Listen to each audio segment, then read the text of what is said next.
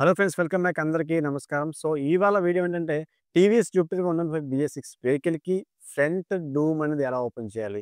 యాక్చువల్‌గా మనకి అది పెద్ద మ్యాటర్ ఏం కాదు భయ్యా. సింపుల్‌గా ఓపెన్ చేసేయొచ్చు. బ్యాక్ సైడ్ స్క్రూస్ ఉంటాయి యాక్టివా లాగా.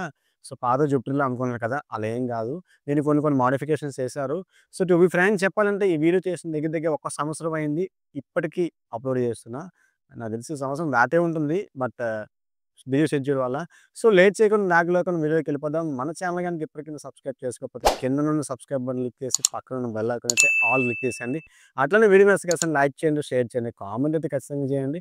నా ప్రీవియస్ వీడియోస్ చూడకపోతే పైన కార్ట్‌లో పెట్టాను చెక్ చేసేయండి. అండ్ లేట్ చేయకుండా వీడియోలోకైతే స్టెప్ ఇన్ అయిపోదాం ఫ్రెండ్స్. సో, ఫ్రెండ్స్ చూస్తున్నారు కదా! ఇది యాక్సిలరేటర్ కేబుల్ వేయడం కోసం అయితే ఈ వెహికల్ వచ్చింది. కానీ మీకోసం నేను డూమ్ ఎలా ఓపెన్ చేయాలని చెప్పేసి ఈ వీడియో చేస్తున్నా. సో, యాక్చువల్‌గా జుపిటర్ విషయానికి వచ్చేసరికి బ్యాక్ సైడ్ కిందన మనకైతే 2 స్టార్ స్క్రూస్ అయితే ఇవ్వడం జరిగింది.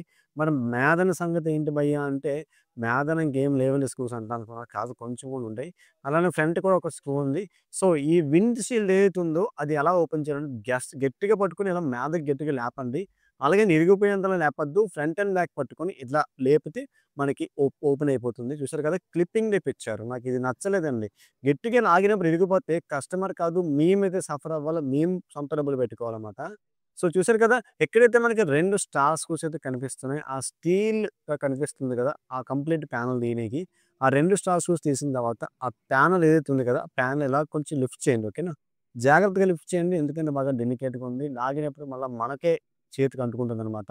చూసారు కదా! ఆ ప్యానెల్ అయితే వచ్చేస్తుంది. సో, ఇప్పుడు నెక్స్ట్ ఇంక అయిపోయింది అనుకుంటున్నారు కదా! ఇంకా లేదండి, ఇంకా ఉంది. అక్కడ కనిపిస్తుంది కదా! 10 2 బోల్ట్‌లు కూడా ఆ చివర, ఈ చివర కూడా ఆ 2 బోల్ట్‌లు కూడా ఖచ్చితంగా ఓపెన్ చేస్తేనే అప్పుడు మనకి డూమ్ అనేది మనకి చేతిలోకైతే వచ్చే అవకాశాలు 100% ఉంటాయి.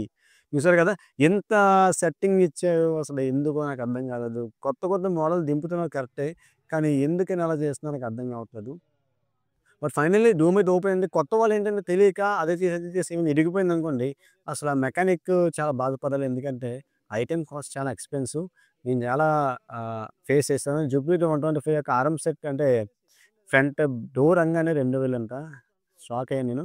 సో, ఇలాంటి మరొక కొత్త కొత్త వీడియోస్‌తో మీ ముందుంటాను. Until then stay tuned, creative person. Have a nice day guys and జై హింద్.